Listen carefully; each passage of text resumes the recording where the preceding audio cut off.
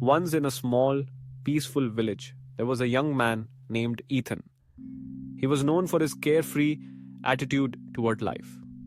He often said us, I have all the time in the world, and spent his days lounging under the shade of a great oak tree, chatting with friends and daydreaming about what he might do one day. Though he was capable, Ethan never seemed to find the urgency to take action or make any plans for the future. His parents, worried about his future, would often remind him, time is precious, Ethan, don't waste it. It slips away faster than you think. But Ethan brushed off their warnings, thinking that they were simply too focused on the mundane details of life.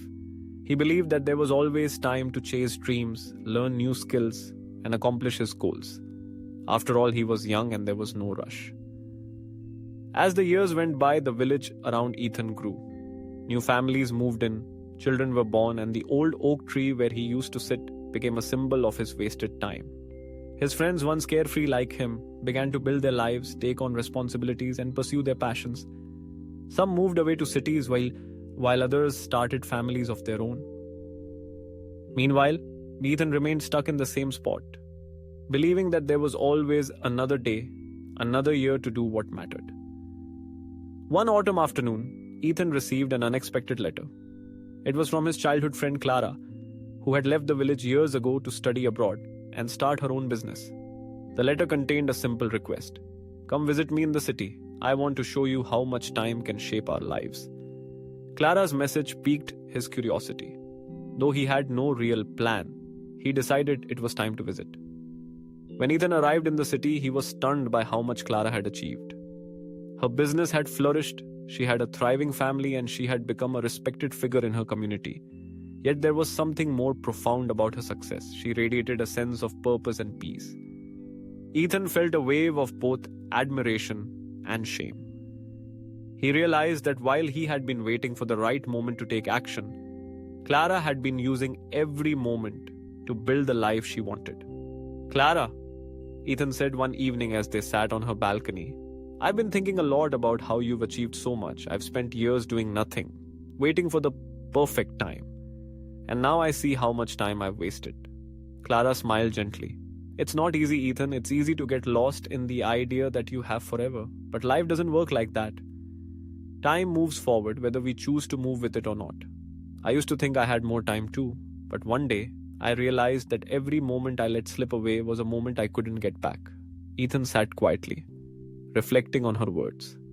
Clara continued, I didn't always know what I was doing, but I took each day as it came and gave it my all. I didn't wait for a perfect opportunity. I made the most of what I had, and when one opportunity presented itself, I didn't hesitate. The next day, Clara took Ethan around the city, showing him the business she had built from the ground up, the team she had nurtured, and the community she had helped improve. As they toured the bustling streets, Clara pointed out people who had transformed their lives. Some had started businesses, others had turned their passions into careers. Each of them, Clara explained, had embraced the value of time, choosing to act when the opportunities arose. I used to think time would always be there, Clara said. But when I started using it deliberately, that's when I began to see real change. It's not about doing everything at once or rushing. It's about using what you have in the moment. Ethan was struck by a realization. The future wasn't something that would just unfold. It was something he had to actively shape.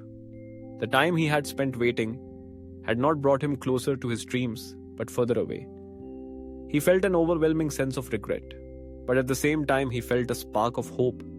He could still turn things around even if he had wasted years. The present moment Clara had shown him was still his to use. Clara's words lingered in his mind. The only time that truly matters is now. Use it wisely, and you'll see that what you build today will shape the life you live tomorrow. Ethan returned to the village with a new understanding of time. He stopped waiting for a perfect future and began acting in the present. At first, it was small steps. He enrolled in evening classes to learn new skills, reconnected with old friends, and started pursuing a career he had once dreamed of. He made a habit of setting aside time each day for what mattered, even if it was just a few minutes. Over the years, Ethan transformed.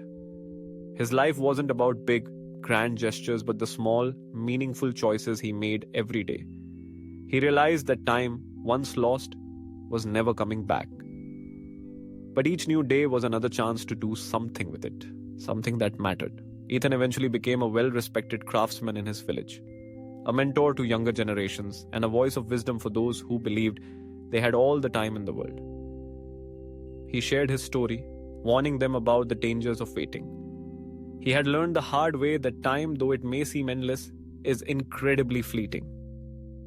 And so Ethan's life became a testament to the value of time. He had discovered that it wasn't about how much time you had, but how you used it.